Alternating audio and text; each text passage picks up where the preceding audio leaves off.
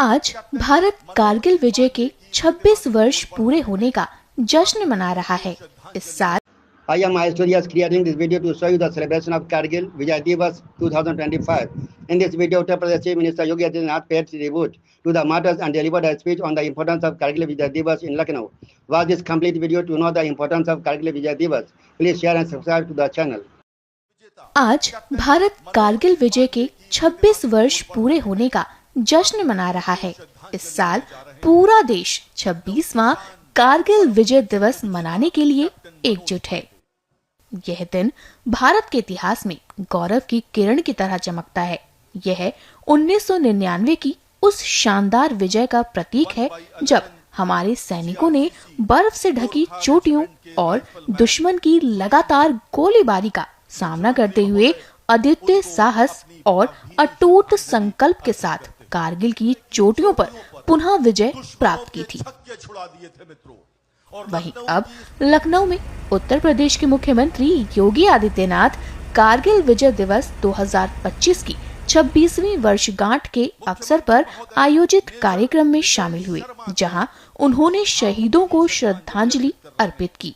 सुनिए उन्होंने इस अवसर पर क्या कुछ कहा।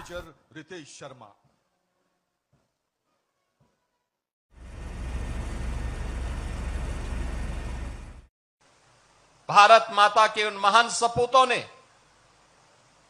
वीर सैनिकों ने जब भी भारत के आन मान और शान के खिलाफ किसी दुश्मन ने दुस्साहस किया, उस दुश्मन का मुंहतोड़ जवाब देने के लिए भारत के वीर सैनिकों ने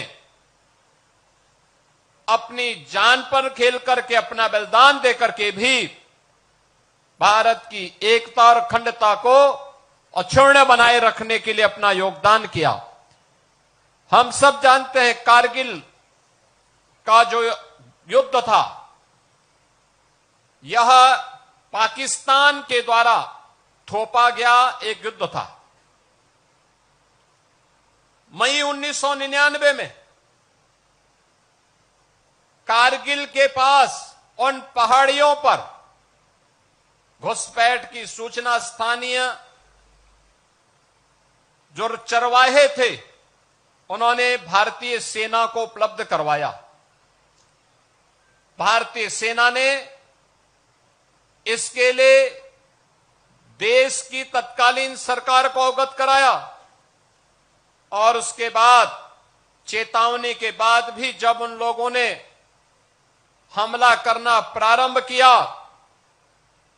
तो उनकी गलतफहमी को दूर करने के लिए ऑपरेशन विजय के नाम पर सरदेव प्रधानमंत्री से अटल बिहारी वाजपेयी जी ने 1999 में जिस अभियान को आगे बढ़ाया था, उसकी आज ही घोषणा हुई थी। 26 जुलाई 1999 को सरदेव वाजपेयी जी ने कारगिल विजय की घोषणा करके पाकिस्तान पर एक बड़ी विजय प्राप्त करके दुनिया को चौंकाया था।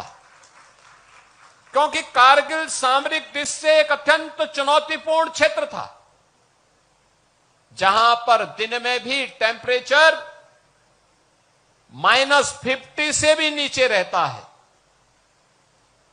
पाकिस्तान ऊपर था, भारत के सैनिक नीचे थे, लेकिन भारत के सेना के शौर्य और पराक्रम के सामने कायर पाकिस्तान के जितने भी घुसपैठिए थे वे बहुत देर रुक नहीं पाए। उस समय पाकिस्तान के राष्ट्रपति परवेज मुशर्रफ अमेरिका गए, यूएस ने दबाव बनाने का प्रयास किया, लेकिन वाजपेयी जी ने दो टूक कहा, जब तक एक भी घुसपैठे भारत के अंदर रहेंगे, बातचीत अमेरिका हो या दुनिया की किसी ताकत के सामने भारत झुकेगा नहीं।